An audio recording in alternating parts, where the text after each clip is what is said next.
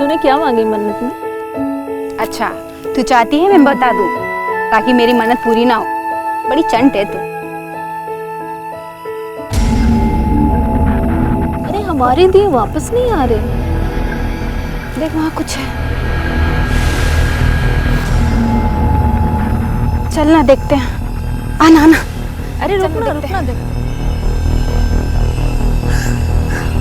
ये तो किसी की लाश है। पुलिस को फोन करते हैं।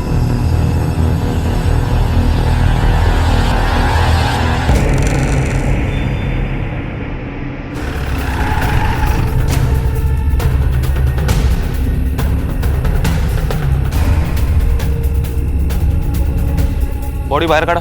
हे बाजूला हो सगळे, चला मागे वा, चला तिकडे.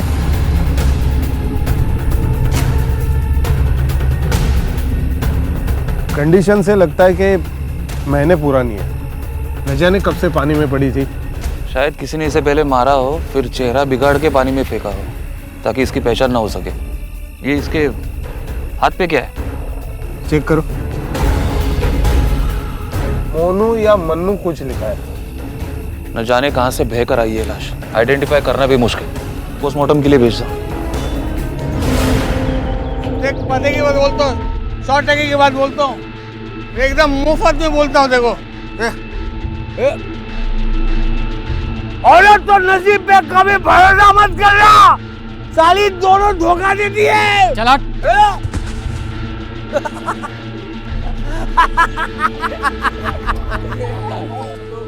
क्या आदमी है यार.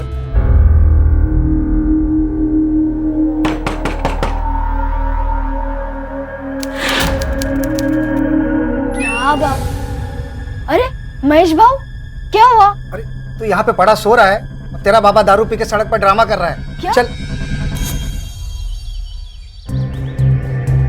सर, आता बॉडीचा पोस्टमार्टम रिपोर्ट. काफी बातें सामने आई है.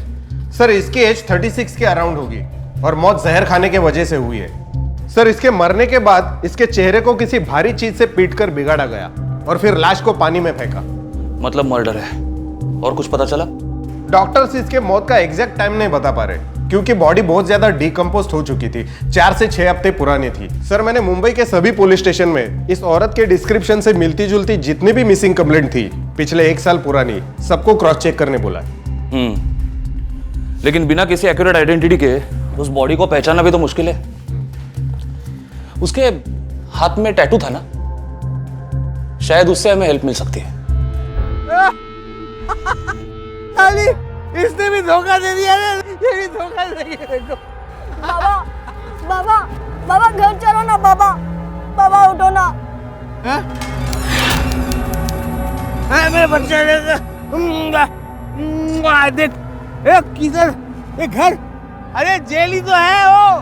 तभी तो तेरी आई छोड़कर भाग गए हम दोनों को. बाबा आपको मेरी कसम, सब देख रहे हैं, हंस रहे हैं सब. अगर आप मेरी बात नहीं सुनोगे ना तो मैं आपसे बात नहीं करूंगा. तू भी मुझको छोड़ के चले जाएगा? हाँ नहीं नहीं नहीं नहीं, काम कर. चल चल ले, चल चल चलो. छोड़, मेरा बेटा है, मेरे को लेके जाने के लिए. तू कौन है? चल बेटा, चल बेटा, चल.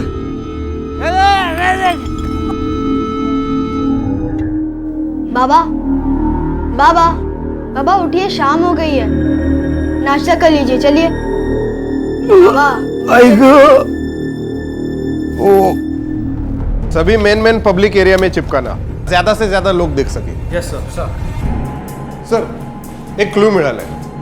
बोरिवली पुलिस स्टेशन में किसी रमेश नाम के आदमी ने अपने वाइफ सुषमा की 5 महीने पहले मिसिंग कंप्लेंट लिखवाई थी.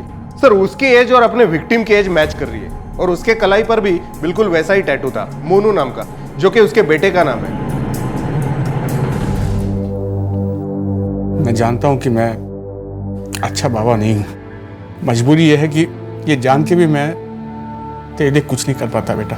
जो हुआ वो भुलाया नहीं जाता ना मेरे से. अगर कर पाए तो माफ कर देना बेटा. कोई बात नहीं बाबा, एक बार आई लौटेंगी ना तो सब सही हो जाएगा. सर, एक बात और, रमेश ने 5 दिन बाद अपनी मिसिंग कंप्लेंट वापस ले ली थी. कहीं ऐसा तो नहीं कि उसी ने अपने वाइफ का मर्डर किया और कुछ दिन बाद अपनी कंप्लेंट वापस ले ली ताकि हमारी इन्वेस्टिगेशन रुक जाए। बुला लो उसे। सर, अरे तू समझता क्यों नहीं है? कितनी बार समझाया तेरे को कि तेरी आयब लौट कर नहीं आएगी। वो आएंगी बाबा, मैंने कल रात ही उन्हें देखा था। अरे वहम होगा तेरा, तू सो रहा था ना, सपना अपना देखा तूने। तेरे को अपनी बाबा पे यकीन नहीं है? हाँ, तू चल मेरे साथ, तेरे को दिखाता हूँ। चल अभी चलेंगे? हाँ अभी चलेंगे, चल सच्ची? चल। मोनू, काय झालं रे? क्या कर रहा है तू? बाबा ये सब मैं दिखाऊंगा नहीं क्या आई को? ये देखिए, इस टेस्ट में मुझे 100 में से 100 मिले थे, और ये ड्राइंग कंपटीशन में जो सेकंड प्राइज मिला था मुझे, ये सब देख के आई बहुत खुश होंगी।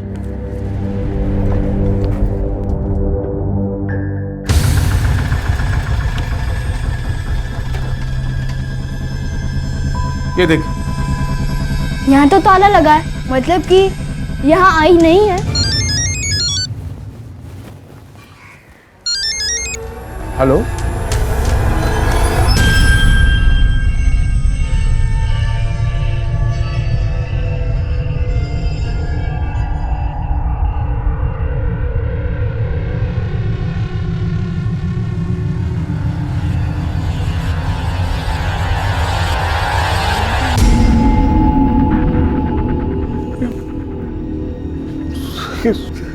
सुषमा साहब जी, सुषमा साहब क्या?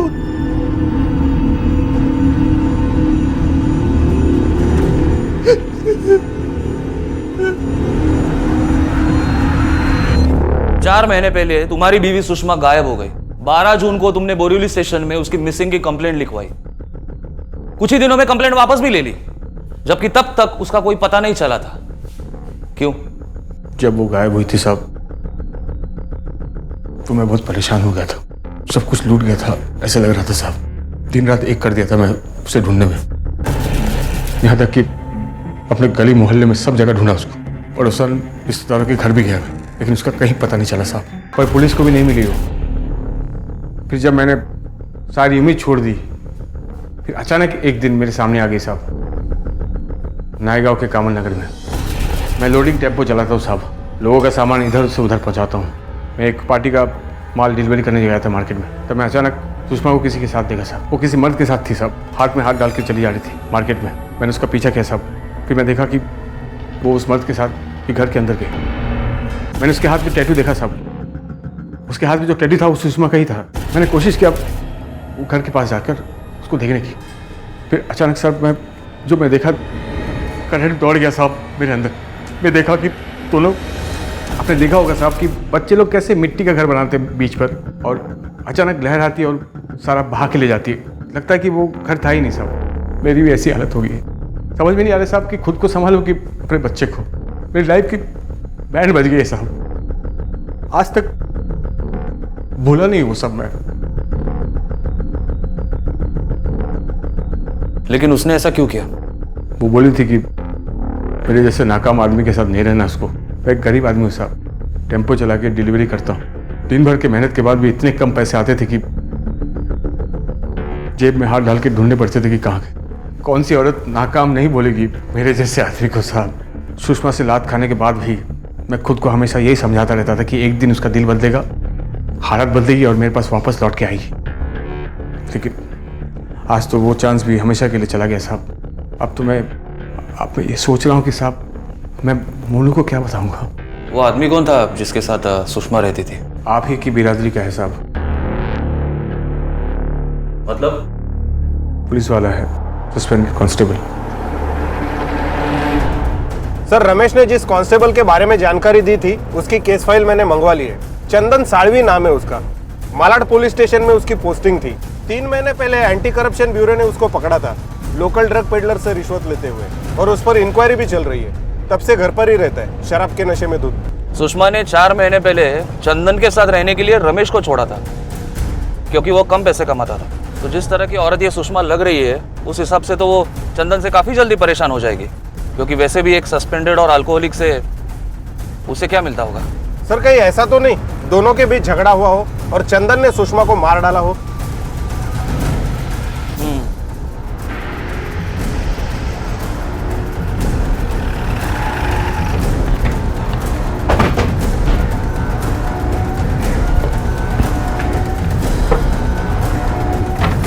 सर ये तो लॉक है।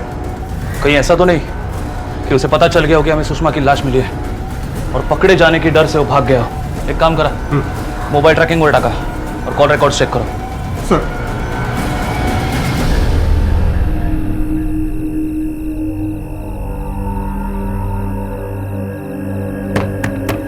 बेटा दरवाजा खोल बेटा, तो बाबा आए हैं।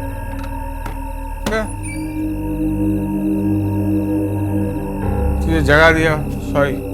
चल सो जा, सॉरी सो जा। आई से बात हुई आपकी? पानी लेके आओ।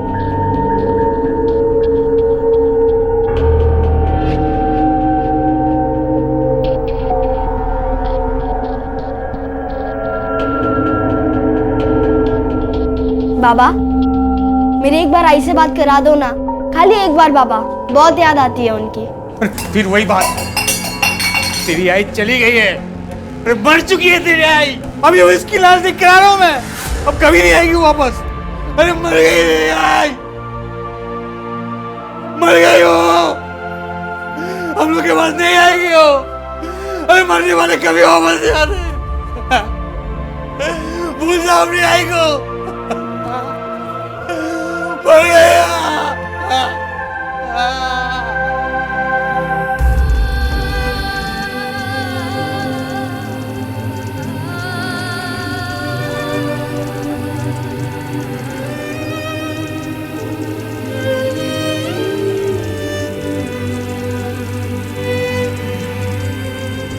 अपनी पत्नी सुषमा द्वारा दिए गए धोखे की वजह से रमेश हर रोज टूटकर बिखर रहा था। वो ये भी जानता था कि इस तरह कमजोर पड़कर वो अपने मासूम बेटे की जिंदगी और उसके भविष्य को भी दांव पर लगा रहा था। लेकिन फिर भी वो अपने आप को संभाल नहीं रहा था, तो सिर्फ इस उम्मीद में कि एक ना एक दिन सुषमा को अपनी गलती का एहसास होगा और वो उसके पास लौटकर उसे संभाल लेगी और तब सब ठीक हो जाएगा। लेकिन सुषमा की मौत की खबर ने उसके इस बहाने को भी उससे छीन लिया था। सुषमा मर चुकी थी और अब रमेश को अपनी जिंदगी में अंधेरा नजर आ रहा था, सिर्फ घना काला अंधेरा।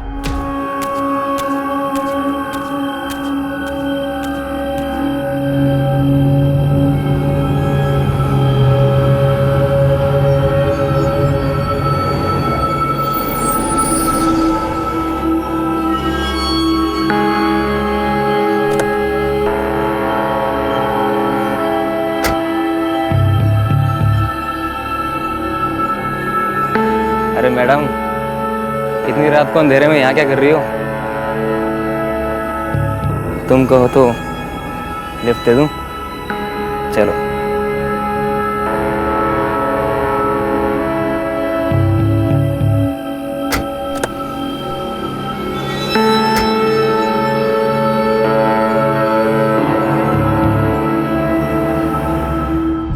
सर चंदन सर नंबर पालघर मध्ये ऍक्टिव्हेट आहे, लेकिन वो फोन नहीं उठा रहे और पिछले 15 दिन से काफी ट्रैवल भी कर रहा है। एक काम करा, पालघर पुलिस स्टेशन को उसके लोकेशन डिटेल्स और फोटोग्राफ भिजवा दो। सर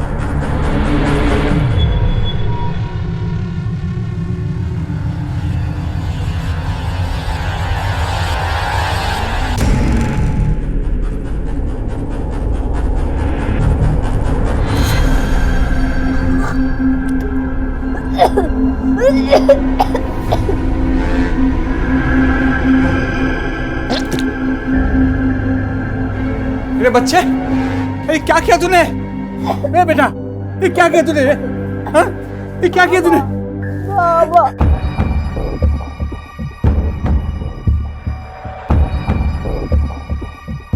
सर एक कंप्लेंट लिखवानी थी। बैठो,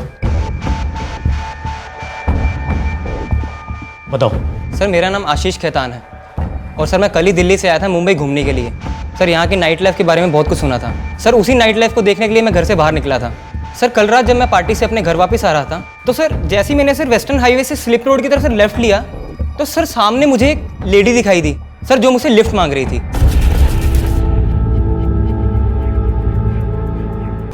मैंने उसे लिफ्ट दे दी सर, लेकिन सर कुछ टाइम बाद मुझे लगा कि मुझसे कोई गलती हो गई है। वो लेडी सर कुछ ठीक नहीं थी। ठीक नहीं तो मतलब सर वो मुझे कुछ अजीब तरीके से देख रही थी सर, कभी स्माइल पास कर रही थी तो कभी कुछ। सर जब मैंने उसे पूछा कि आपको जाना कहाँ है, तो बोलती जहाँ आप जा रहे हो मुझे साथ ले चलो। उसकी उम्र कितनी होगी? सर मुझसे तो ज़्यादा थी। फिर? सर मैं थोड़ा बहक गया था सर। इससे पहले सर मैं कुछ करता, सर उसने अपने कपड़े फाड़ने शुरू कर दिए सर।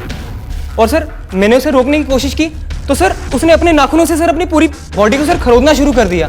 सर मैं बहुत घबरा गया था सर। और सर ये निशान भी सर उसी ने दिए हैं। और उसके बाद मेरा सारा सामान लूट लिया, मेरा पर्स, मेरी चेन, मेरी कार, सब कुछ ले लिया। मैं शोर भी नहीं मचा पाया क्योंकि उसने मुझे धमकी दी थी कि अगर मैं शोर मचाऊंगा तो वो खुद शोर मचाकर यहाँ पर लोगों को इकट्ठा करेगी और बोलेगी कि मैं उसके साथ रेप कर रहा था। और सर उसने मेरा कार्ड भी ले लिया, उसका पिन तक मुझसे उगलवा लिया। उसका चेहरा देखा था? कैसी दिखती थी? स्केच बनवा सकते हो? हाँ सर बिल्कुल।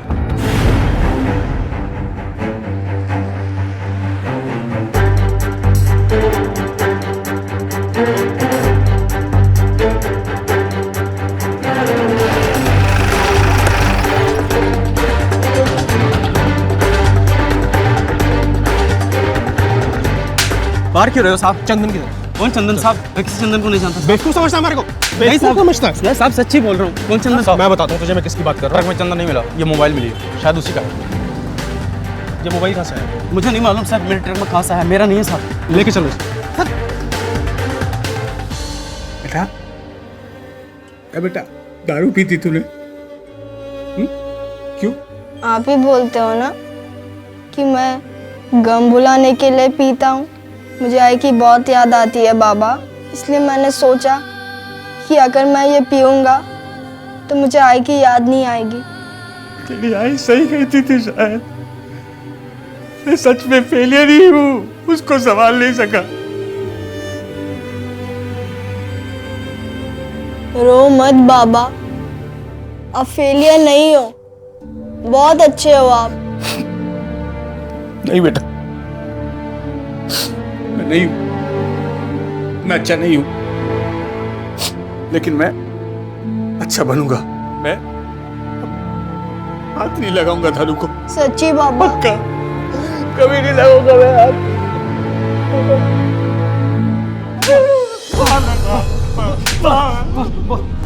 कौन कौन सी औरत तेरी गैंग में काम करती है?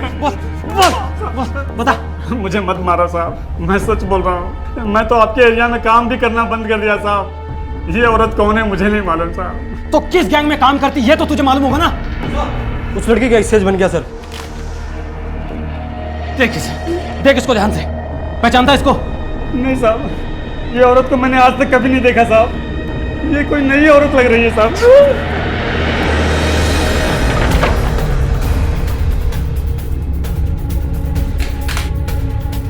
पूरे घर की तलाशी लो, हर एक कोना अच्छे से चेक करना। सर।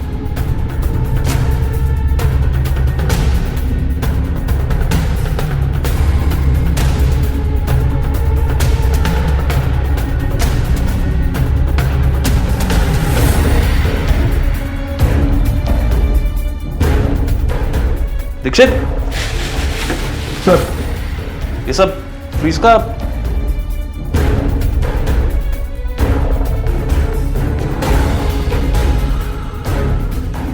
सर ये तो चंदन है, कहीं सुषमा ने ही तो इसे। पोस्टमार्टम के लिए बॉडी भेज दो।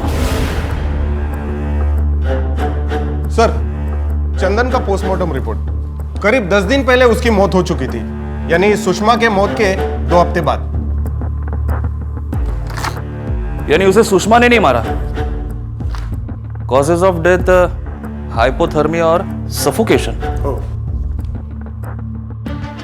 मतलब वो जिंदा था जब उसको फ्रीज के अंदर डाल दिया गया और बॉडी टेम्परेचर गिरने की वजह से उसकी मौत हो गई। जी सर, उस वक्त वो जिंदा था लेकिन बेहोश था। उसे स्लीपिंग पिल्स की काफी हेवी डोज दी गई थी, जरूर उसे धोखे से खिलाई होगी। सर सुषमा अगर पहले ही मर चुकी थी तो फिर और कौन हो सकता? हो सकता है कि दोनों से बदला लेने के लिए रमेश ने चंदन और सुषमा दोनों को मार डाला।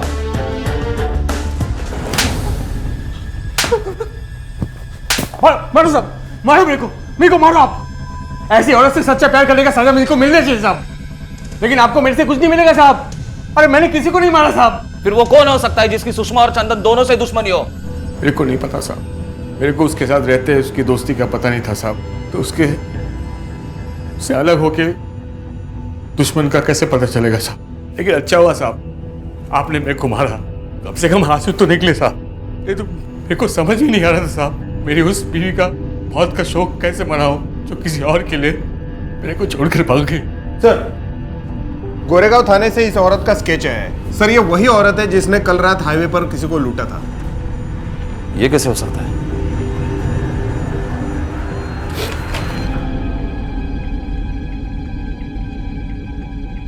सुषमा साहब, ये आप मुझे क्यों दिखा रहे हैं? क्योंकि कल इसने किसी को लूटा है।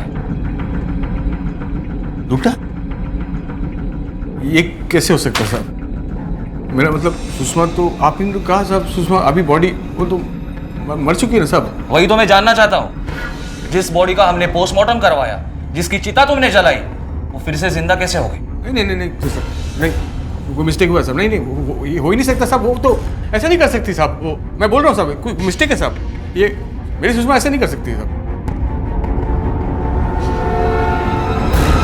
कितनी % गारंटी के साथ कह सकते हो कि जिस औरत ने तुम्हें लूटा ये वही है? ऐसा भी हो सकता है कि तुमने उसका चेहरा ठीक तरह से ना देखा हो या तुमसे कोई गलती हो रही हो। सर जब इसने चाकू मेरी गर्दन पर लगाया था ना सर, इसका चेहरा यहाँ था। सर मैं इसे कैसे भूल सकता हूँ? और सर मैं 100% श्योर हूँ कि ये वही है। ठीक है, जा सकते। कहीं ऐसा तो नहीं कि गलती हमसे हो रही हो? मतलब जिस बॉडी को हमने सुषमा की बॉडी समझी वो किसी और की हो। उसका चेहरा तो काफी बिगड़ा हुआ था। हमने तो सिर्फ उसके हाथ पे जो टैटू था उससे उसे आइडेंटिफाई किया था। लेकिन ऐसा टैटू तो किसी के भी हाथ पे हो सकता है। हो सकता है कि सुषमा जिंदा हो और पैसा कमाने के लिए उसने ये नया धंधा शुरू किया। सर, इसका मतलब सुषमा ने अपने मौत का दिखावा किया ताकि वो पकड़ी न जाए। उसके बाद उसने चंदन को मारा और अब लोगों को ठगने का काम कर रही। बरोबर। एक काम करा, तिचे स्केचेस सगळे चौक्यांना पाठवा और पता करो कि उसके नाम पे कोई कंप्लेंट रजिस्टर हुई है कि नहीं। सर,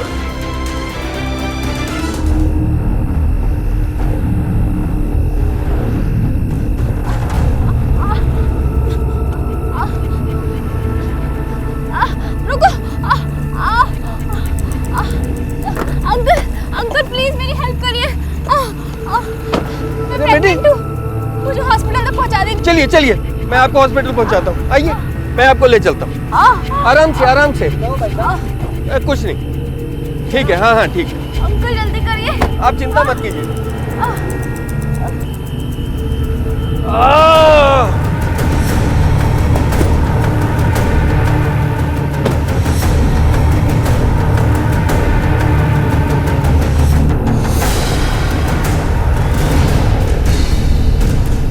दीक्षित, नीट चेक करा।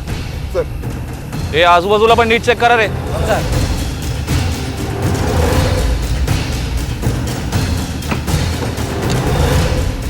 तुम्हें कैसे पता चला इस मर्डर के बारे में? साहब अभी थोड़ी देर पहले जब मैं जा रहा था ना तो ये भाई साहब किसी औरत को लिफ्ट दे रहे थे, पर मैं जब लौट के आया तो ये मरे हुए थे, तो मैंने आपको फोन कर दिया। सर, गला काट कर मारा गया है और वॉलेट भी गायब है। लगता है चोरी के मोटिव से मर्डर किया। और कुछ मिला गाड़ी में? अभी तक तो नहीं। सर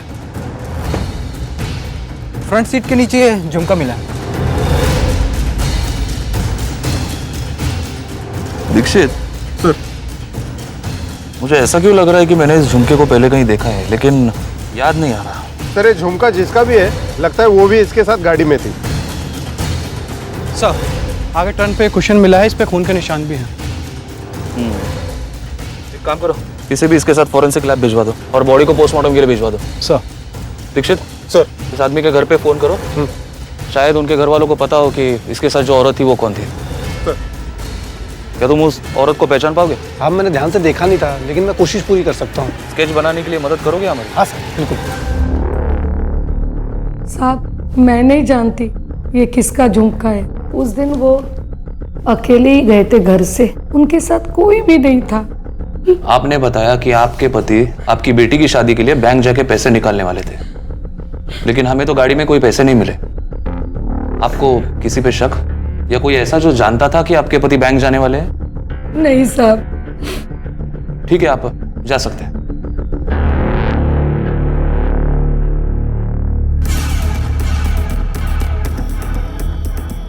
मुझे याद क्यों नहीं आ रहा इस झुमके को मैंने कहां देखा था। सुषमाचा स्केच आणा। सर सर ये तो सेम है। इसका मतलब इस आदमी को सुषमा ने ही मारा है।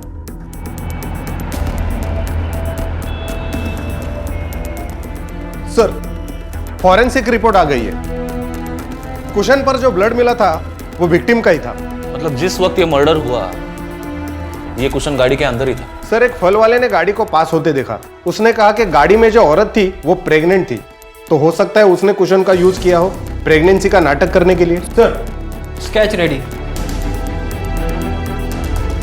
लेकिन ये तो सुषमा का स्केच नहीं है। सेम लुक का केस, नया चेहरा, लेकिन ये औरत कौन है? रमेश की पत्नी सुषमा, जिसका अंतिम संस्कार रमेश खुद अपने हाथों से कर चुका था। वो न जाने कैसे जी उठी थी और रात के अंधेरे में लोगों को लूट रही थी। इससे पहले कि पुलिस इस पहेली को सुलझाने के करीब भी पहुंच पाती, इस पहेली में एक और महिला का चेहरा आ जुड़ा जो कि सुषमा का नहीं था। लेकिन वारदात और उसे करने का तरीका ठीक वैसा ही था जैसा कि सुषमा का था। और पुलिस अब समझ नहीं पा रही थी कि जांच को आगे बढ़ाया जाए तो किस दिशा में। सर हो सकता है सुषमा ने और औरतों के साथ मिलकर गैंग बना लिया हो, लोगों को ठगने और लूटने के लिए। हो सकता है। वैसे भी सुषमा का आज तक कोई पता नहीं चला। अगर हम इस नई औरत को ढूंढ पाए तो शायद कुछ मदद हो। सर ये भी हो सकता है सुषमा इस औरत को पहले से जानती थी। रमेश से दोबारा बात करनी पड़ेगी। कैसे हो सकता है कि सुषमा की बॉडी पहचानने में तुमसे कोई गलती हुई हो? आपने तो खुद देखा साहब, बॉडी थी किधर, पूरी तरह सड़ गई थी साहब, चेहरा भी पूरा गायब था। वो तो मैं उसके हाथ में जो मोनी का नाम का गोदना था ना साहब, उसी से पता चला कि वो उसी का है साहब। इसे पहचानते हो? नहीं जानता हूँ साहब, कौन है ये? मुझे हर उस आदमी का नाम चाहिए जिसको सुषमा पहचानती थी। उसकी सहेलियां, उसके रिश्तेदार, हर किसी का नाम चाहिए मुझे। आप सुषमा खास किसी से मिलती नहीं थी, बस आस पड़ोस में थोड़ा बहुत या कोई सामने से आ गया टकरा गया तो दुआ सलाम कर लेती थी बस। लेकिन मेरी मम्मी तो मुझसे मिलने आती थी, मैंने उन्हें देखा है। अरे साहब ये बच्चा है, ये क्या है ना, इसको वहम हो गया है कि मम्मी इसको दिखती है घर में। अब आप ही बताइए साहब, ऐसा हो सकता है क्या? हो सकता है, क्योंकि हमें अभी लगता है कि सुषमा जिंदा है और मोनू जो कह रहा है वो सही है। अब से हमारा एक आदमी तुम्हारे घर पे नजर रखेगा और अगर तुम्हें या मोनू को अगर सुषमा दिखे तो हमें इन्फॉर्म कीजिएगा, ठीक है? आजूबाजूला चौकशी करा, जितनी इन्फॉर्मेशन मिली उतने हमारे लिए अच्छा है। सर सुषमा? हाँ साहब, 4 महीने पहले ही दोनों रहने आए थे यहाँ पे। शुरू के 1-2 महीने आते जाते दिखती थी, पर अचानक गायब हो गई। पर किसी से ज्यादा बातचीत नहीं थी उसकी।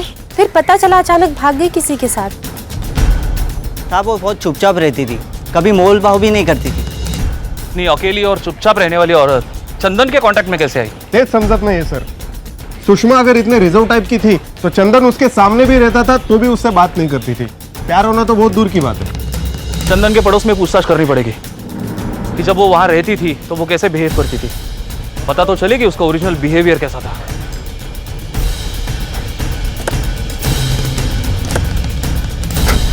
इस औरत को देखा ही कहीं, इसी मोहल्ले में रहती थी। हाँ सब इसे देखा तो है यहाँ आते जाते हुए, लेकिन इसके बारे में ज़्यादा कुछ पता नहीं।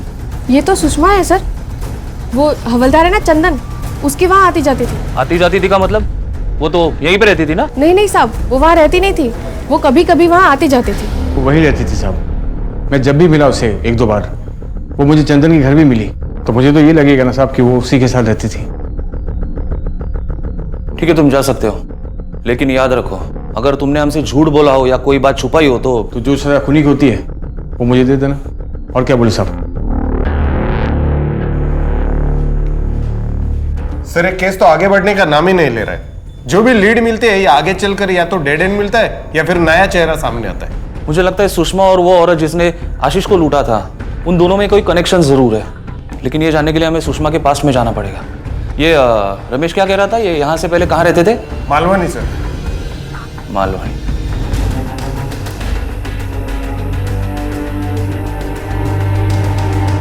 सुषमा और रमेश आपके पास वाले घर में रहा करते थे ना?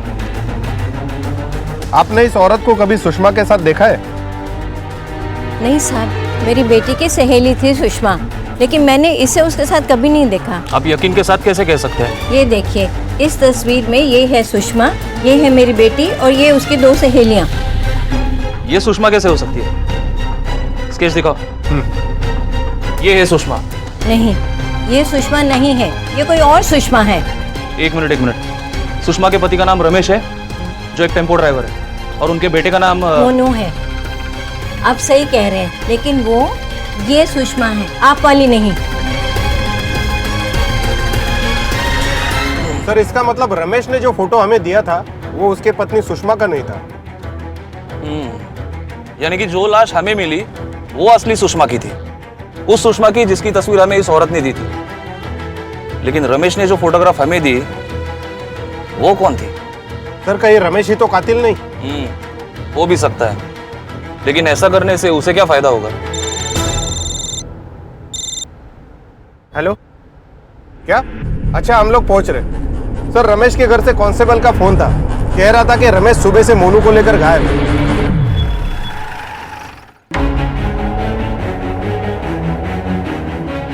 ताला तोड़ दो।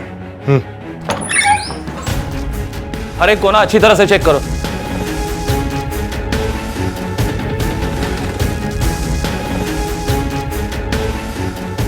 सर, एक भी पैसा नहीं है घर में, जितने भी वैल्यूएबल आइटम्स थे वो भी गायब है, लगता है भाग गया। एक काम करो, उसका मोबाइल ट्रैकिंग पे डलवाओ और बाप बेटे दोनों की तस्वीरें हर थाने में भिजवाओ। सर, सवालों की लिस्ट लंबी होती जा रही थी और जवाबों का पन्ना कोरा पड़ा था। सुषमा और चंदन को किसने मारा?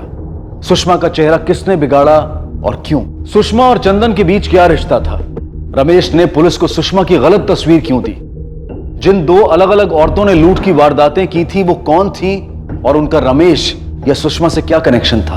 और अब जो नया सवाल सामने खड़ा था वो ये कि यूं अचानक मोनू को लेकर रमेश कहां चला गया था और क्यों? पुलिस को भले ही अब तक इन सवालों के जवाब ना मिले हों, लेकिन इन जवाबों को कहां ढूंढना है ये उनकी समझ में आ चुका था। इसलिए उन्होंने सुषमा और रमेश के अतीत को खंगालने का फैसला किया, जिसकी शुरुआत की गई सुषमा के उस घर से जहां उसने जन्म लिया था। इसे कभी देखा आसपास?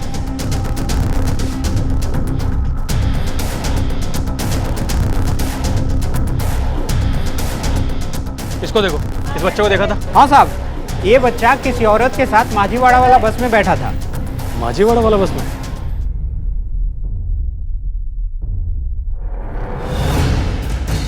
सुनिए। हाँ जी। रमेश का घर है? हाँ जी। मुंबई पुलिस, रमेश के बारे में बात करनी है। रमेश के क्या हुआ? रमेश को? आप कौन? मैं उसकी माँ हूँ साहब। कई दिनों से रमेश मिल नहीं रहा है, लापता है, इसलिए उसकी तहकीकात करने हम लोग यहाँ आए। आप लोग यहाँ? हमें रमेश के बारे में इंफॉर्मेशन चाहिए। वो कैसा आदमी था, क्या काम करता था, उसके दोस्त कौन थे, पूरी इंफॉर्मेशन चाहिए। 7 साल पहले वो घर छोड़ के भाग गया था साहब। उस दिन से उसका हमारा कोई कांटेक्ट नहीं रहा। उसके भागने की वजह क्या थी? वो खुद बड़ा ही कमज़ोर इंसान था साहब। सपने तो बड़े बड़े देखा करता था और उसे पूरा नहीं कर पाता। आज एक काम शुरू करता तो दूसरे दिन उसे छोड़ देता, तो कभी मोबाइल सीखने लगता। इन सब बातों से बाबूजी भी काफ़ी परेशान हुआ करते थे। उसका कोई खास दोस्त या करीबी जिसके साथ वो अपनी मन की बातें शेयर किया करता था, मतलब जो उसके बारे में हमें और इन्फॉर्मेशन दे सके? साहब, उसका करीबी तो कोई नहीं था, लेकिन बीच में बाबूजी को खुश करने के लिए उसने पुलिस ट्रेनिंग ज्वाइन की, लेकिन हमेशा की तरह उसे भी वो पूरा नहीं कर पाया और बीच में ही छोड़ दी। वहाँ उसका एक दोस्त बना चंदन, जिसके बारे में हमें बताया करता था। मतलब रमेश चंदन को पहले से जानता था? इनमें से किसी को पहचानते हो?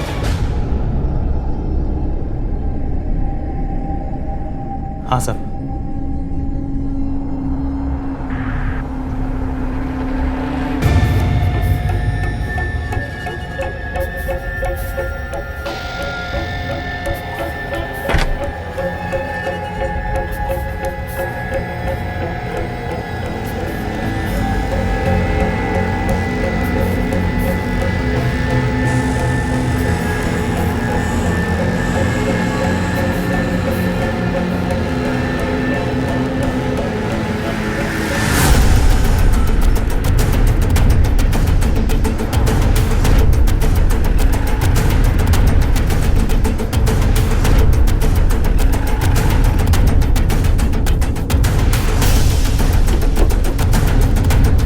सब लोग अपनी अपनी जगह बैठे रहो।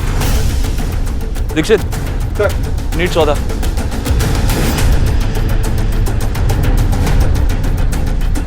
ये बैग किसका है? आपका बैग है? अरे ये बड़ा वाला बैग किसका है? ते केबिन मध्ये कोणी आहे का बघा? बड़ा वाला ये जाके पकड़ो पकड़ो।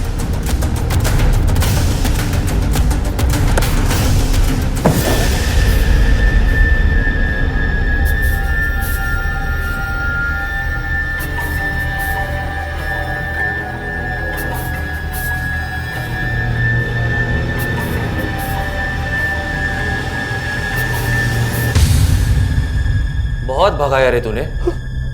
तुझे क्या लगा तेरा ये खेल हमारे समझ में नहीं आएगा? हाँ? ये सारी औरतें एक ही इंसान है साहब। कौन है? रमेश। रमेश? उसे शुरू से ही दूसरा इंसान बनने का शौक था साहब। वो किसी को एक बार देख लेता तो कुछ ही टाइम में हूबहू उसकी आवाज़ निकाल लेता। उसका चलना बैठना सब सीख लेता। बस इसी काम में वो बहुत अच्छा था साहब।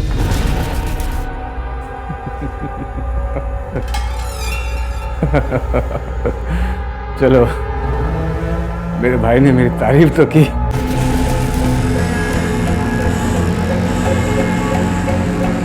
हाँ, करता था मैं लोगों की नकल, क्योंकि मुझे मेरे ही घर में जानवर की तरह रखते थे मेरे घर वाले। और जानवर में भी गधा, जिसको कोई नहीं पूछता। गधा, नालायक, निकम्मा, आवारा। अरे ये सब सुन सुन के बड़ा हुआ मैं। आदत हो गई थी मुझे, और मैं खुद अपनी इज्जत करना छोड़ दिया था। अपने आप को नफरत करता था मैं। आईने में देखना भी मुझे पसंद नहीं था।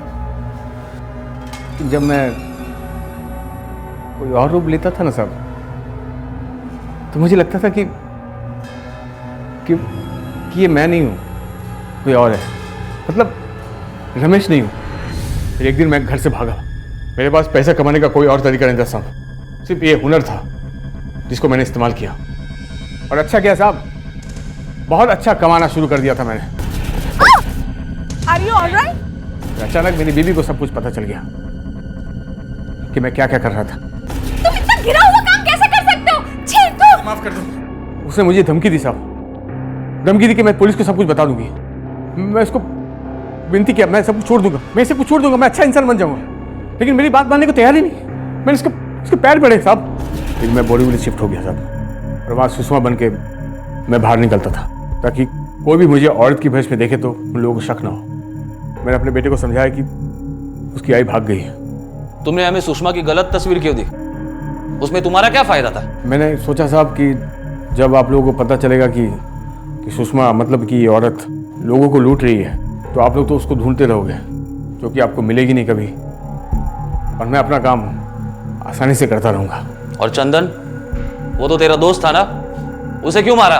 सिर्फ दोस्त नहीं साहब, मेरे बिजनेस में पार्टनर भी था। वो पुलिस वाला था ना साहब, तो लोगों को जानता था। वो माल को बेचने में मेरी मदद करता था, जिम्मेदारी उसी की थी। क्या ना साहब, था तो आप लोग जैसे पुलिस वाला ना। पता लगा लिया उसने कि मेरी बीवी भागी नहीं, मार दिया मैंने उसे। लेकिन तुझे पता है क्या तूने क्या किया? हाँ? मैं सिर्फ अमीर बनना चाहता था साहब, अपने लिए नहीं, मेरे बेटे के लिए। उसे गरीबी में पालना नहीं चाहता था साहब।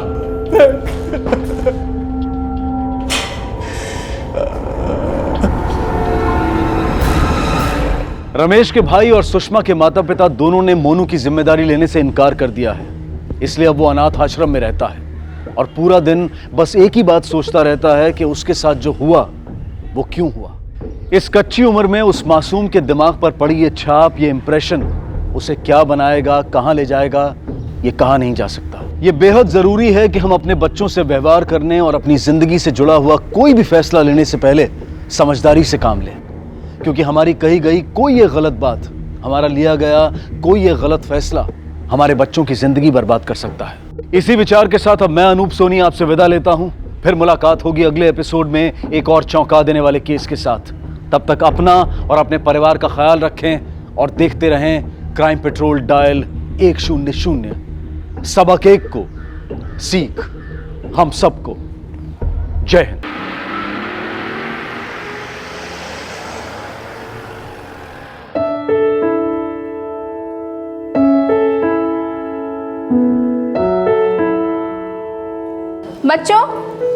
मैंने कल पिता के ऊपर निबंध लिखने के लिए कहा था। कितने बच्चों ने लिखा है?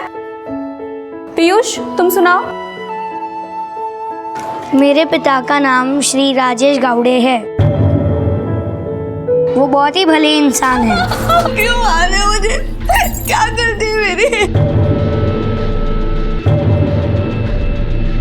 मेरे पिता एक ईमानदार कर्मठ व्यक्ति हैं। उन्होंने कभी किसी के साथ विश्वासघात नहीं किया। सब उनकी तारीफ करते हैं।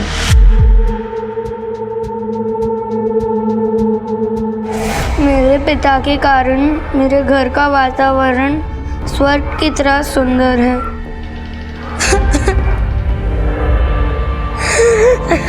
पीयूष,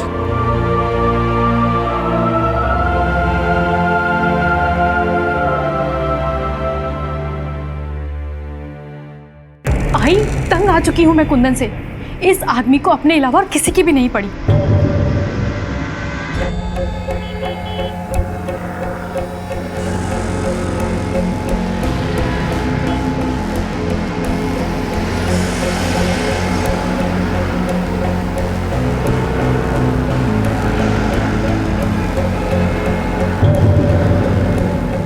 रोज के झगड़े, रोज की मारपीट। ऐसा लगता है कि जैसे ये मुझे इसीलिए ब्याह के लाया हो।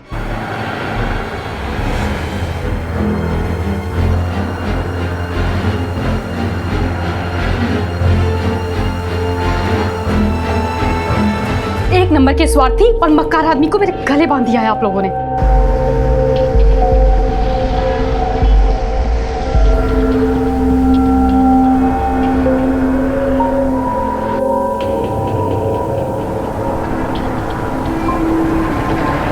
आई अब बस बहुत हो चुका। मैं ऐसे घटिया आदमी के साथ और नहीं रह सकती। तलाक चाहिए मुझे। नजर या नजरिया दोनों सच और झूठ हो सकते हैं, या गलतफहमी के शिकार भी। एक बच्चे को अपने पिता पर अटूट विश्वास है और एक पत्नी को अपने पति पर अविश्वास।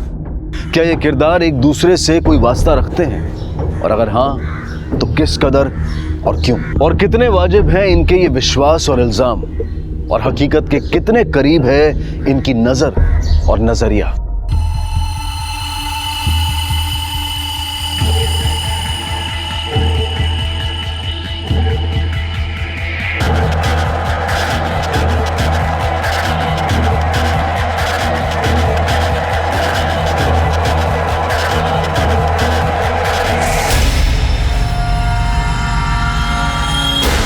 सर, मैं शायद सही इंसान नहीं हुई कंप्लेंट लिखाने के लिए, पर क्या कर सकते हैं, सिचुएशन ही कुछ ऐसी है। जरा विस्तार से बताइए। ये मेरा स्टूडेंट है पीयूष गावड़े। इसके पापा पिछले 3 दिन से घर पर नहीं आए हैं। बेटा, क्या तुम्हारे पापा सचमुच 3 दिन से घर नहीं आए? जी अंकल, उस दिन सुबह ऑफिस गए थे, फिर अभी तक वापस आए ही नहीं। क्या नाम है उनका? राजेश गावड़े।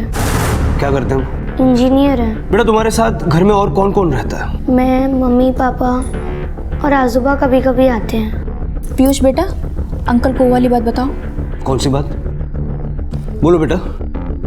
मैंने मम्मा और आजूबा को बोलते हुए सुना कि पापा को मार देते हैं। सर, इतने छोटे बच्चे की बात के ऊपर कैसा यकीन किया जा सकता है? हो सकता है वो लोग कुछ और बोले होंगे और बच्चे ने कुछ और सुना होगा। और सर, बच्चे अक्सर दूसरों का अटेंशन पाने के लिए झूठ बोला करते हैं। शिर के बच्चा झूठ बोल रहा है या सच, ये तो उसके घर जाकर ही पता चलेगा।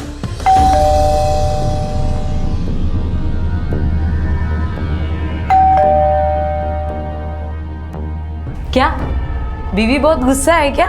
इसके लिए दरवाजा नहीं खोल रही है वो? पहला तुम्ही तुमचा घरात बघा काय चाललंय ते। सुना है कि तुम्हारी लड़की इस एरिया के डॉन के साथ बहुत घूम रही है मोटरसाइकिल पे।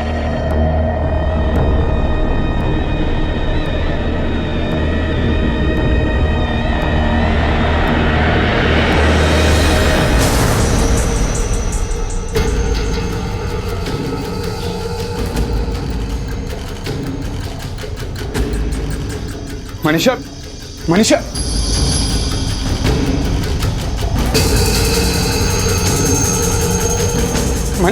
मनीषा, मनीषा,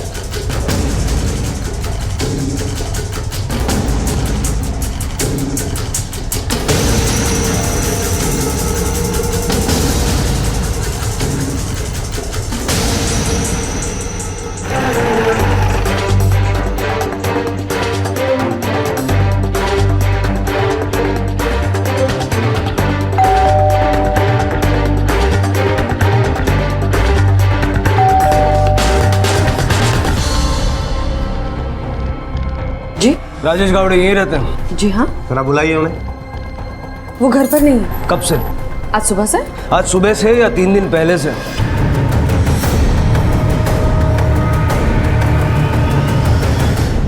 तीन दिन पहले से। फिर आपने उनकी मिसिंग कंप्लेंट नहीं दर्ज करवाई? नहीं।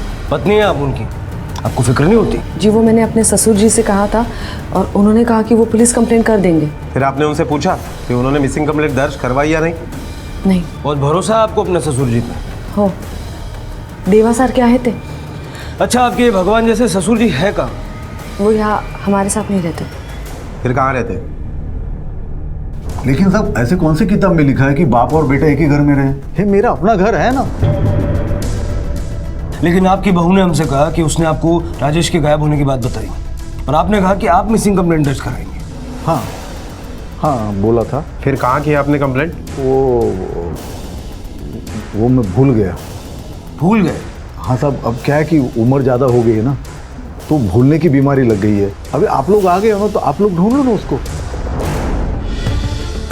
अजीब बात है, बेटे की चिंता ही नहीं। सर उसकी बीवी को देखकर भी ये नहीं लगता कि उसे अपने पति की चिंता हो। राजेश, उसकी बीवी और उसका बाप, तीनों की कुंडलियां निकालो। Okay sir.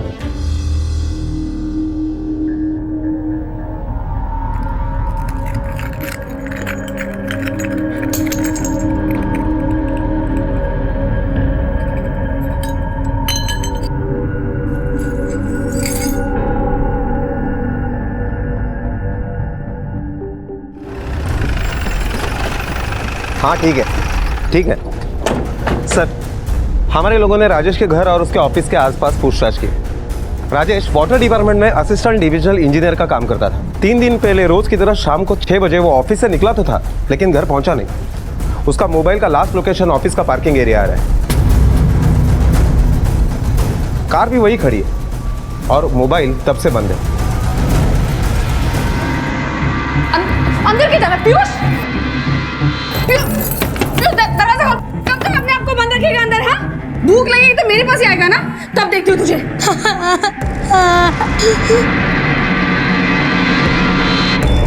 मतलब पार्किंग लॉट में राजेश ने अपना फोन या तो खुद स्विच ऑफ किया या उसके फोन की बैटरी चली गई। शिरके, लेकिन सवाल फिर भी ये रहता है कि वो पार्किंग लॉट में अपनी गाड़ी छोड़कर क्यों गया? किसी ने उसे देखा? नहीं सर, और पार्किंग एरिया में कोई सीसीटीवी कैमरा भी नहीं है। लेकिन हमारे आदमी का कहना है कि गवर्नमेंट ऑफिस होने की वजह से वहाँ काफ़ी चहल पहल रहती है। मतलब अगर उसे ज़बरदस्ती ले जाया जाता तो कोई ना कोई तो नोटिस करता। शिरके, राजेश जिसके भी साथ गया है अपनी मर्जी से गया, वो उसे जानता था। सर ये देखिए। क्या ये? सर इसी वजह से राजेश और उसके बाप के बीच में नहीं बनती थी।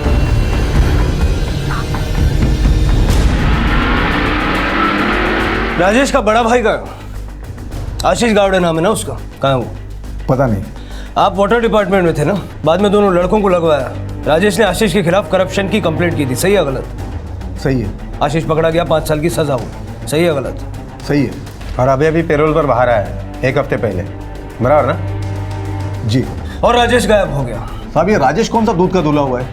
ईमानदारी का नाटक करता है। अपने बड़े भाई का अच्छा उससे देखा नहीं गया, इसके लिए झूठ मूठ के आरोप में फंसा दिया उसको। मेरा आशीष तो राजेश से भी ज्यादा ईमानदार है साहब। अच्छा, तो तुम्हारा ईमानदार बेटा अभी कहाँ है? पता नहीं, लेकिन आएगा तो बोल दूंगा आप लोगों को मिले करके। तकलीफ मत लीजिए, आपको भूलने की बीमारी है, हम ढूंढ लेंगे।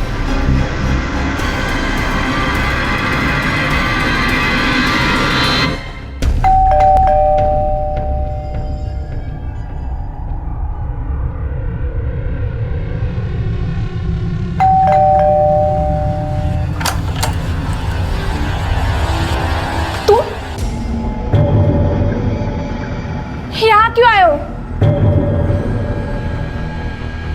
तुम यहाँ से जाओ, नहीं तो प्लीज शुभांगी मेरी बात सुनो, प्लीज बात सुनो। मेरे साथ नाइंसाफी हुई है वो राजेश ने मुझे झूठे केस में फंसा दिया। शुभांगी मेरी कोई गलती नहीं है, मैंने कुछ नहीं किया, प्लीज घर चलो। डिवोर्स हो चुका है हमारा, और क्यों आऊं मैं तुम्हारे साथ? हाँ, हमारा डिवोर्स होने के बावजूद भी लोग मुझे ताने मारते हैं तुम्हारे नाम से। शुभांगी प्लीज प्लीज मेरी बात सुनो। शुभांगी मुझे एक बार अपने बेटे से मिला दो प्लीज। फर्क है? हाँ प्लीज तुम निकल जाओ यहाँ से। हाथ जोड़ता हूँ तुम्हारे 5 साल तड़पा उसे मिलने के लिए। शुभांगी प्लीज एक बार मिलने दो मुझे। आशीष चल मेरे साथ। सर आप मैंने क्या किया? मैं तो परल पे बाहर हूँ अभी। मैं बीवी से बात कर रहा हूँ। चल रे, मला माहिती आहे, चल बीवी से बात तो कर। चल। अरे सर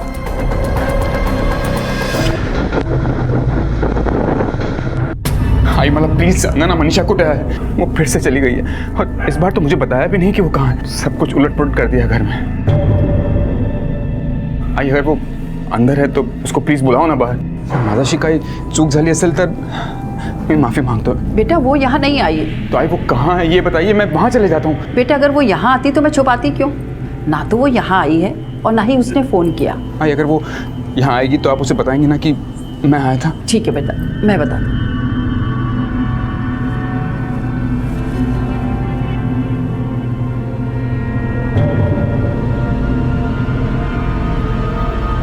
अरे एक बात बताओ, मनीषा इधर भी नहीं आई, कहीं उसका कोई चक्कर तो नहीं चल रहा है? या आप अपनी बेटी के बारे में ऐसा बोल रहे हैं? उसके बारे में ऐसा बोलते शर्म नहीं आती? अरे पूरा जमाना बेशर्म हो गया है, मैं शर्म करके क्या करूं? बोल, कहाँ है तेरा भाई राजेश? बोल। मुझे नहीं पता सर, मुझे नहीं पता। बच्चे की कसम साहब मुझे नहीं पता। बच्चे से बहुत प्यार है ना तुझे? और राजेश की वजह से तेरा बच्चा बीबी सब तुझे छोड़कर चले गए और इसीलिए बदला लेने के लिए तूने राजेश को उठवाया है ना? सब ऐसा नहीं है सर, ऐसा मारो मत। कुछ नहीं किया सर, लेकिन एक बात सच कहूं साहब, अगर मैंने राजेश को वाकई उठाया होता ना तो आज आपको उसकी लाश मिलती साहब, और वो भी 100 टुकड़ा में बटी हुई। गुरुवारी संध्याकाळी कुठे होतोस? कहाँ था गुरुवार की शाम को? वही जस्मिन बार में साहब, जब से बाहर आया हूँ हर शाम को वहीं पे रहता हूँ। आप वो मैनेजर है मुकेश अन्ना, उससे पूछ लो ना साहब।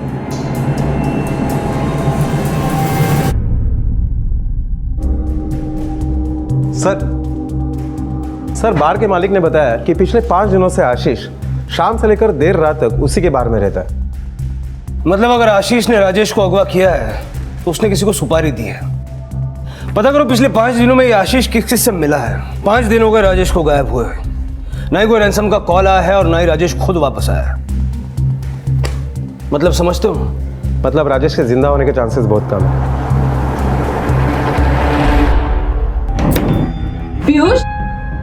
पीयूष बेटा बाहर आ जाओ। देखो पूरी रात निकल चुकी है, तुमने कुछ नहीं खाया बेटा, प्लीज बाहर आ जाओ।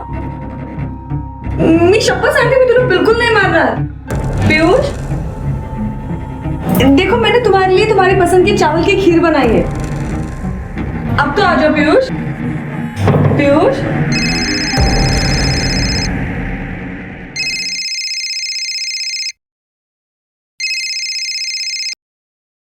हेलो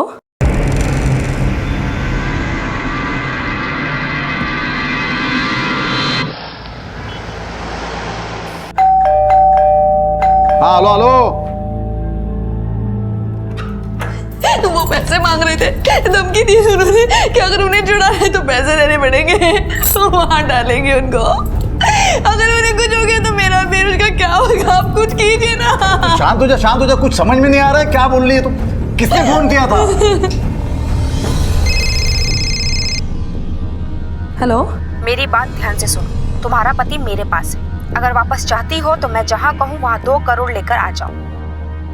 क्या 2 करोड़? और हाँ, पुलिस में गई तो उसकी लाश मिलेगी, वो भी टुकड़ों में। लेकिन बहन जी मेरे पास इतने पैसे नहीं है। झूठ मत बोलो और ये बहन जी का नाटक बंद करो। सरकारी ऑफिसर है ना तेरा पति, जानती हूँ मैं कि इन लोगों के पास ऊपर की कमाई का पैसा बहुत होता है। आप प्लीज उन्हें छोड़ दीजिए, वो वैसे ऑफिसर नहीं है जो रिश्वत खाते हैं, प्लीज। 6 घंटे का टाइम दे रही हूँ, पैसा गिनना शुरू कर। क्या 2 करोड़? हाँ, लेकिन मैंने उसे कहा कि मेरे पास बिल्कुल भी नहीं है इतने सारे पैसे, तो फिर उसने 1.5 करोड़ मांगे, फिर 1 करोड़ और फिर मैंने 40 लाख में हाँ कह दी। लेकिन मेरे पास 40 लाख भी नहीं है, मैं कहाँ से लाऊंगी इतने पैसे? अरे तो मर जाने देना उसे, फुकट में तुझे छुटकारा मिल जाएगा। कैसे बातें कर रहे आप? पति है वो, मेरे प्यार करते मैं उनसे, आप ये आज अचानक पति प्यार ये कहाँ से आ गया? अरे जब से तेरी शादी हुई है तूने सिर्फ बुराई की है राजेश की, सिर्फ बुराई। ये फोन, ये 40 लाख रुपया, तुमको क्या लगता है मैं विश्वास कर लूंगा तुम्हारा? तेरा पति आज गायब हुआ तो मेरे से पैसे हटने का बहाना मिल गया तुझे। मैं सच कह रही हूँ, झूठ नहीं बोल रही हूँ। वो ऐसी औरत है जो पैसों के लिए कुछ भी कर सकती है। नहीं मेरी तुझे देने के लिए मेरे पास पैसे नहीं है, जा यहाँ से। जा यहाँ एक बार बात तो सुनिए। अरे मुझे क्या बेवकूफ समझा है क्या? पैसे नहीं मेरे पास, तू निकल यहाँ से। कुंदन जी, आपकी बीवी पिछले 2 दिन से लापता है और आप अब आ रहे हैं। सर मनीषा जब भी घर से झगड़ा करके जाती है तो वो 2-3 दिन तक वापस नहीं आती है। ये जो 2-3 दिन वो जाती है, वो कहाँ जाती है? सर उसके आई के घर। मुझे लगा इस बार भी वो वहीं गई होगी, लेकिन उसे मनाने के लिए जब मैं वहाँ पहुँचा तो मुझे पता चला कि वो वहाँ भी नहीं आई है। फोटो लाए उसका? जी सर, मुझे बहुत डर लग रहा है कहीं उसने खुद को। इनका नाम, नंबर, एड्रेस ले लो और इनकी कंप्लेंट लिखवा दो और ये फोटो सारे पुलिस स्टेशन में सर्कुलेट करवा दो। Okay sir. आप चिंता मत कीजिए, आपकी बीवी को हम ढूंढ निकालेंगे। जाइए। मतलब मनीषा भी उसी दौरान गायब हुई जब राजेश गायब हुआ। अंकल अंकल, क्या हुआ पीयूष? मुझे आपको कुछ बताना है अंकल। बेटा तुम्हें ऐसे अकेले घर से बाहर नहीं निकलना चाहिए था। लेकिन मुझे आपको बताना था ना।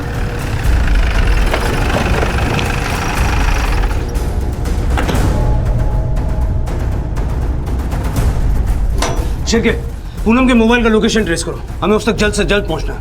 Okay sir.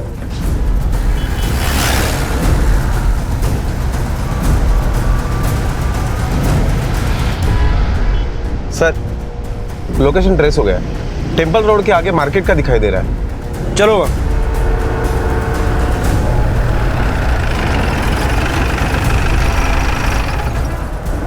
और बड़े बच्चे के पास रुको। Yes sir. पूनम यहीं कहीं है, फैल जाओ।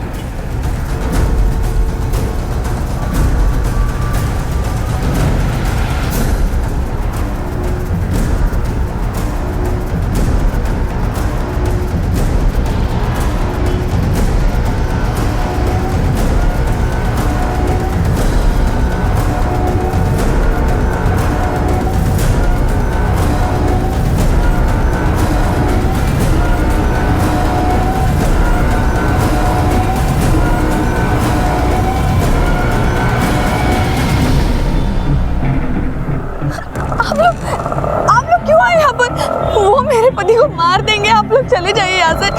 मैं ये पैसे देकर अपने पति को छुड़ा लूंगी। मुझे आप लोगों की मदद की जरूरत नहीं है। जाओ। नहीं मैं बैग नहीं दूंगी। आप समझे, वो मार देंगे मेरे पति को। जिस नंबर से पूनम को रैंसम कॉल आया था वो एक बर्नर फोन है, यानी फेक आईडी वाला। इस वजह से फोन किसने किया था ये पता लगाना मुश्किल है। ये रैंसम वाली बात हमें पहले क्यों नहीं बताई? क्योंकि मैं डर गई थी, अगर उन्हें पता चल गया तो। 40 लाख रुपए कहां से आया? सच सच बताना, क्योंकि पीयूष के मुताबिक तुम्हारे भगवान जैसे ससुर जी ने पैसे देने से मना कर दिया। वो मेरे पति के पैसे उनकी अलमारी में थे। तुम्हारे पति एक गवर्नमेंट सर्वेंट है, क्या तनख्वाह होगी? 40-50 हजार, और अलमारी में 40 लाख रुपए। कहां से आए इतने पैसे? मुझे नहीं मालूम कहां से आए, लेकिन अगर मेरे पति को कुछ हो गया ना तो उसके जिम्मेदार सिर्फ आप लोग होंगे। आपके पति को कुछ नहीं होगा अगर आप हमारी मदद करेंगे। और एक बात, आपका मोबाइल लैंडलाइन अब से हम टैप करने वाले हैं, ताकि अगर दोबारा उस किडनैपर का फोन आए तो हमें पता चल जाए। फिलहाल आप जा सकती हैं। गोर पड़े। Yes sir. Call tracing chain receiver agency सही गया। ठीक है सर, जाइए। चला मैडम।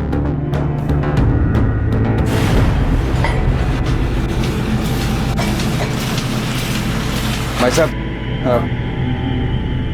ये फोटो छपानी मिसिंग कॉल मध्ये, उसके नीचे ये मेरा नंबर भी लिख दीजिएगा।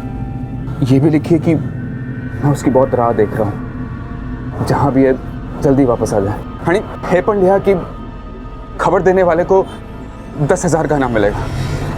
ताज्जुब की बात है, सबका कहना है कि राजेश एक ऑनेस्ट ऑफिसर है जिसने अपने भाई को भी नहीं बख्शा, फिर उसके घर में 40 लाख कैश कहां से आया? और किडनैपर को कैसे पता चला कि उसके पास ऊपर का पैसा है? सर मुझे लग रहा है हम लोग गलत जा रहे हैं। शायद राजेश का बाप सच बोल रहा है कि राजेश ऑनेस्टी के एड में पैसा खा रहा है।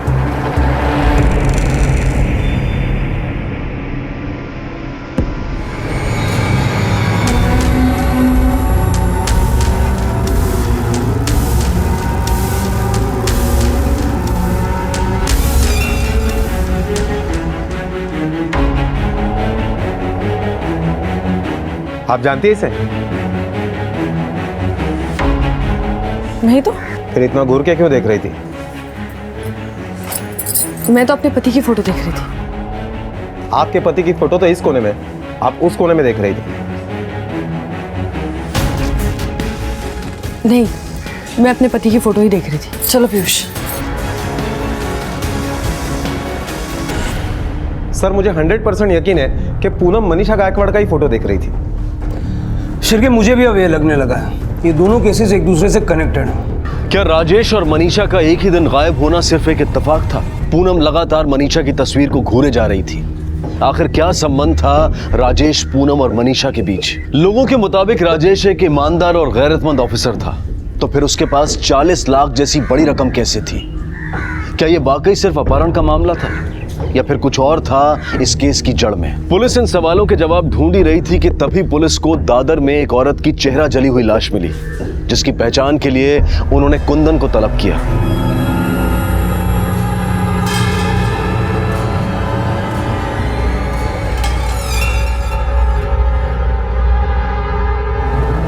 एसिड से मुंह जलाया है इनका। इनकी बॉडी के पास कोई आइडेंटिफिकेशन नहीं मिला और ना ही इनके बॉडी पर कोई निशान है।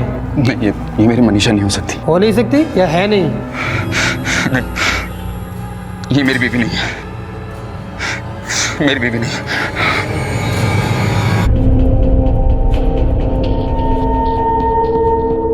ये लो। मम्मी पापा आ जाएंगे ना? उनको भी तो भूख लगी होगी। आ जाएंगे बेटा, पापा जरूर आएंगे। तुम पहले खा लो।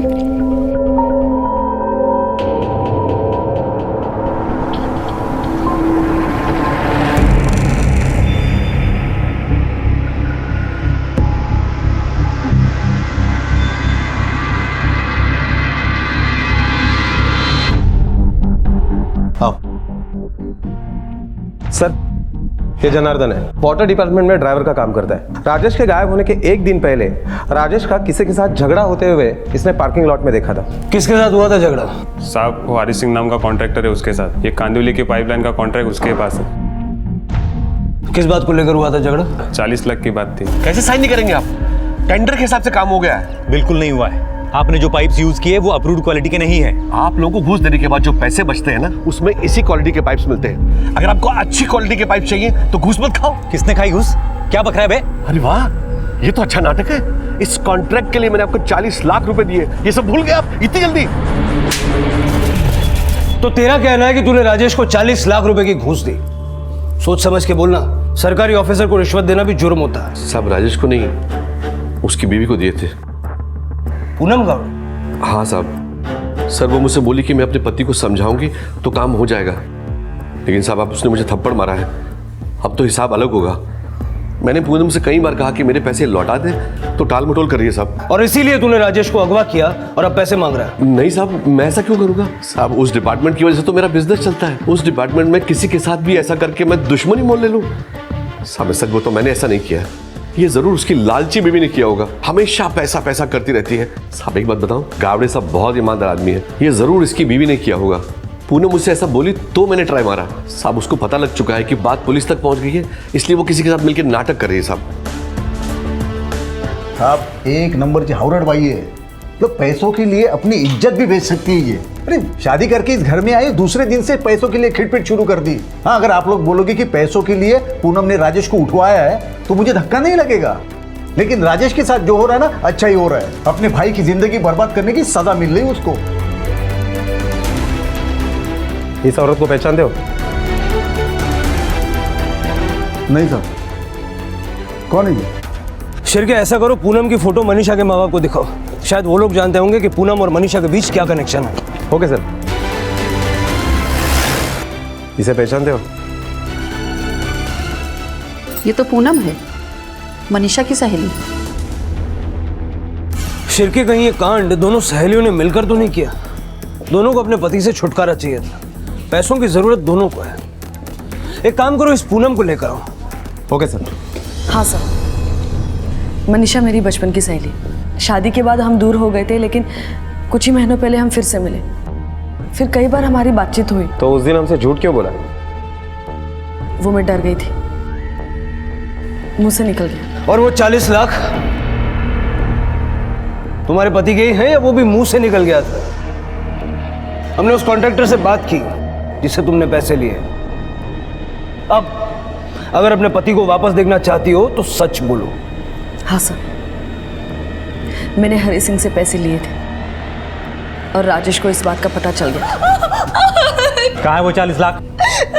मैंने कहा ना, मैंने वैसे नहीं लिए। आपका कॉन्ट्रैक्टर आपको झूठ बोल रहा है। वो क्यों झूठ बोलेगा? हाँ देख, मैं वो इंसान हूँ जिसने अपने छोटे भाई को भी रिश्वत लेते हुए पकड़वाया था। देख, चुपचाप वो पैसे लौटा दे, नहीं तो तेरी भी पुलिस कंप्लेंट कर दूंगा। फिर जेल में बैठ के गिनना पैसे।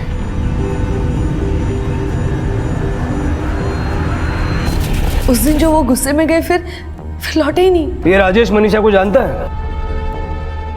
एक हाथ बार मिले थे बस। बाकी सगळं कसं चाललंय? सब ठीक हो ना, कितने दिन बाद मिले ना। I know.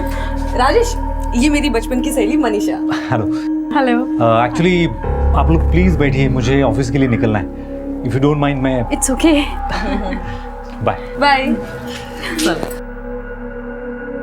लेकिन आप ये सब क्यों पूछ रहे हैं? क्योंकि तुम्हारा पति और मनीषा दोनों गायब है। देखिए, मैं लालची हूँ, मैं झगड़ालू हूँ, लेकिन मैं अपने पति से बहुत प्यार करती हूँ, क्योंकि मैं जानती हूँ कि वो ऐसी हरकत कर ही नहीं सकते। वो मुझे धोखा नहीं देंगे।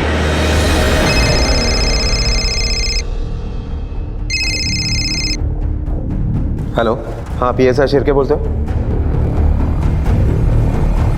क्या?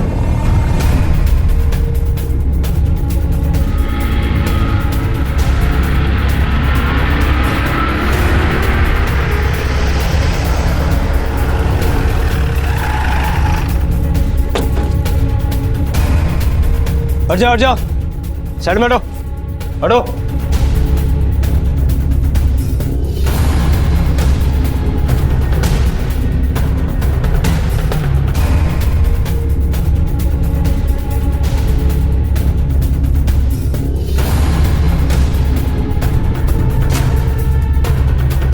सर, जिसने भी मारा है बहुत बेरहमी से मारा है।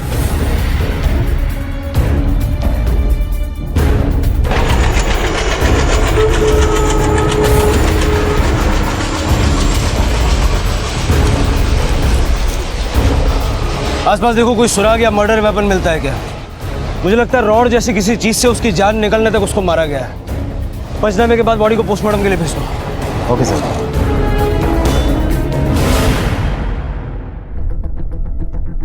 आप लोगों की वजह से मारे गए वो। मैं पैसे लेकर जा रही थी ना, क्यों रोका आपने मुझे? देखिए, पोस्टमार्टम की रिपोर्ट के हिसाब से राजेश की मौत उसी दिन हो गई थी जिस दिन वो गायब हुआ था। इसका मतलब समझते हैं आप? अगर आप पैसे दे भी देती तब भी राजेश वापस नहीं आता।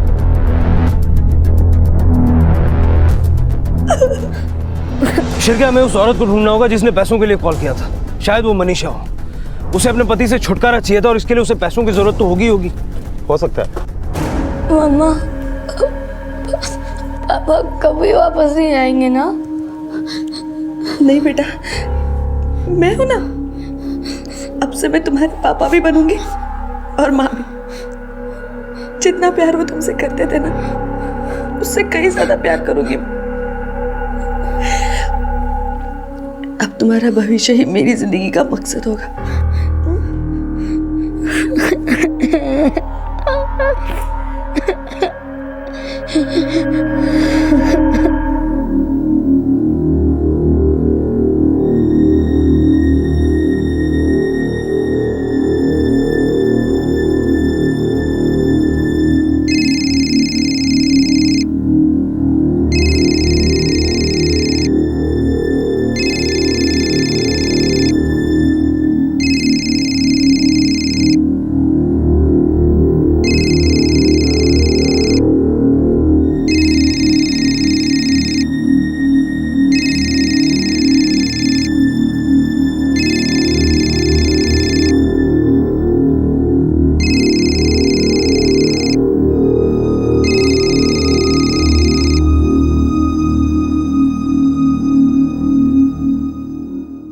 मनीषा ने किडनैप किया, पैसे मांगे, खून किया। देखिए, हमें अभी सिर्फ शक है। क्या बात कर रहे हैं आप? पुलिस वाले तो कुछ भी इल्जाम लगाएंगे। शिरके, इसे जानते हो? जी नहीं, मैं नहीं जानता इसे। मनीषा को कभी इसके साथ देखा है? कुछ ज़्यादा नहीं हो रहा इंस्पेक्टर साहब। ऐसी बातें करने से अच्छा इस वक्त आपको मनीषा को ढूंढना चाहिए। उसे तो हम ढूंढेंगे, साथ में इस आदमी के खूनी को भी ढूंढना है। पुलिस को इस बात का आभास था कि राजेश का कत्ल और मनीषा का गायब होना एक ही सिक्के के दो पहलू थे, लेकिन मनीषा के अब तक ना मिल पाने से यह केस उलझा हुआ था। संदिग्धों की एक लंबी लिस्ट थी जिसमें पूनम, मनीषा, आशीष, प्रताप और हरि सिंह के नाम दर्ज थे। इन सब के पास राजेश के कत्ल और अपहरण का मकसद था, लेकिन इनमें से जो कातिल था उसकी पहचान सबूतों के अभाव में अभी धुंधली थी। और तभी पुलिस के हाथ कुछ ऐसा लगा जिसने इस केस की दिशा ही बदल दी। तब हर बार मुझे लगता था कि राजेश ऑनेस्ट होने का नाटक कर रहा है, लेकिन ऐसा नहीं था। पर मुझे यह शक जरूर था कि राजेश का कोई ना कोई चक्कर चल रहा है बाहर। वो हुआ यूं कि कुछ दिन पहले मैं मेरा पेंशन लेने के लिए मेरे ऑफिस गया था, तो लौटते वक्त मैंने राजेश को एक औरत के साथ देखा। वो दोनों ऐसे बर्ताव कर रहे थे जैसे आजकल के छोकरा छोकरी करते हैं। तो साहब मैं समझ गया जो समझना था। तो ये बात हमें पहले क्यों नहीं बताई? साहब मेरे घर की बात है, लोगों के सामने क्यों लाऊं? ये वही औरत है ना? नहीं, वो ये नहीं थी।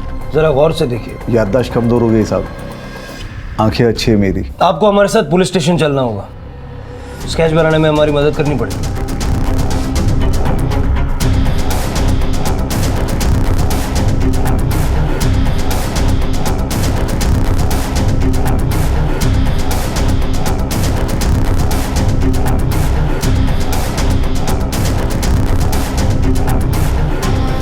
हाँ, यही है वो।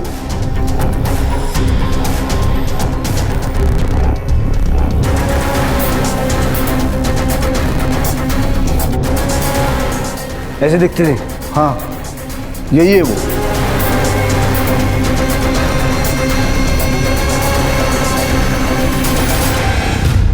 क्यों दिखा रहे हैं आप ये सब मुझे?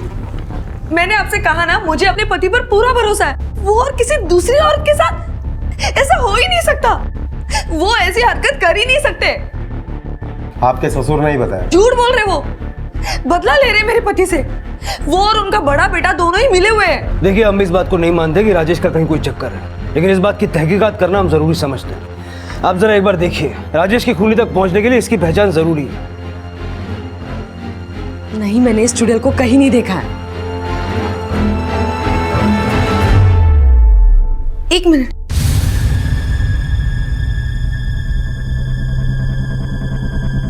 शायद मैंने इसे कहीं देखा है, मुझे याद नहीं आ रहा है, लेकिन मैंने इसे कहीं देखा है। जरा गौर से देखिए, याद करने की कोशिश कीजिए इसको कहां देखा था।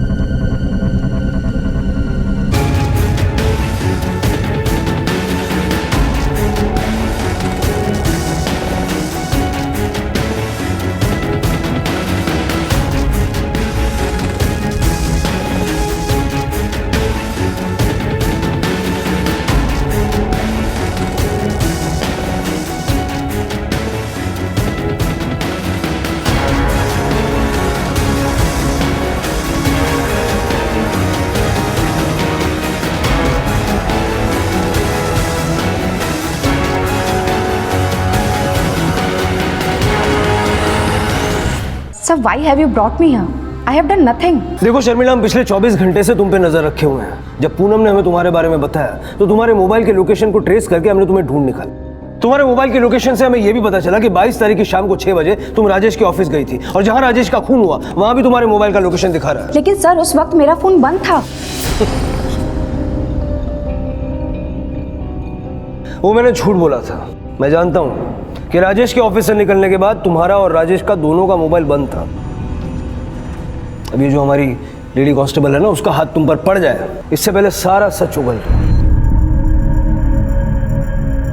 मेरे पति के देहांत के बाद मुझे पैसों की बहुत ज़रूरत थी। ऐसा कोई भी नहीं था जो मेरा साथ दे सके। फिर मेरी मुलाकात राजेश से हुई। मैं श्योर थी कि वो एक गवर्नमेंट ऑफिसर है तो उसके पास ऊपर की कमाई बहुत होगी, इसलिए मैंने उससे मेल जोल बढ़ाया। वो भी अपने पत्नी से खुश नहीं था, इसलिए जल्द ही मेरे जाल में फंस गया। शर्मिला, मेरे मोबाइल की बैटरी पूरी डाउन हो गई है। अब एक मिनट, तुम एक काम करो, अपनी गाड़ी भी छोड़ दो, मेरी गाड़ी से चलते। कहाँ? है एक खास जगह। आज मैं तुम्हें वो सब कुछ देना चाहती हूँ। शेख बीबी अपने पति को, वो मेरे साथ आने को तैयार हो गया। मैं उसे एक सुनसान जगह लेकर गई। मैं सिर्फ उसे किडनैप करके कुछ पैसे हटना चाहती थी। शर्मिला, ये कौन सी जगह है? प्यार करने की जगह ऐसी ही होती है।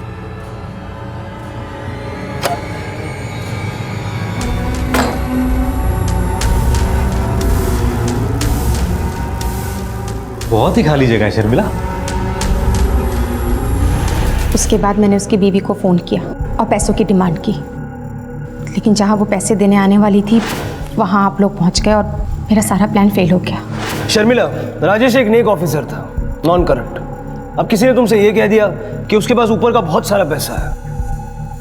हम जानते हैं किसने तुमसे ये कहा, लेकिन तुम्हारे मुंह से सुनना चाहते हैं। बोलो बोलो।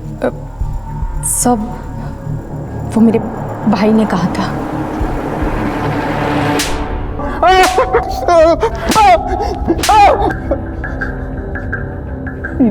बहुत प्यार करता था मैं मनीषा से, लेकिन वो कभी मेरे प्यार को समझ ही नहीं पाई। फिर मुझे लगा कि अगर मेरे पास ज़्यादा पैसे आ जाएं तो वो खुश हो जाएगी।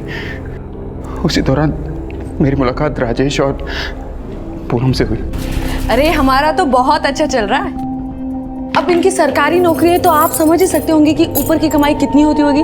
अरे मनीषा क्या बताओ, कभी कभी तो मेरे हाथ दर्द कर जाते हैं पैसे गिनते गिनते। पैसे है लेकिन छुपाने पड़ते हैं। लेकिन हम जब बाहर जाते हैं ना हर साल, तब बड़े मजे करते हैं। हाँ, पूनम की वो बातें सुनकर मेरा सर घूमने लगा। फिर मैंने और मेरी बहन शर्मिला ने मिलकर राजेश को फांसने का प्लान बनाया। जब मैं वहाँ पहुंचा तो मैंने देखा कि शर्मिला राजेश को मार चुकी है। क्या किया तुमने? मैं सिर्फ इसे बेहोश करना चाहती थी।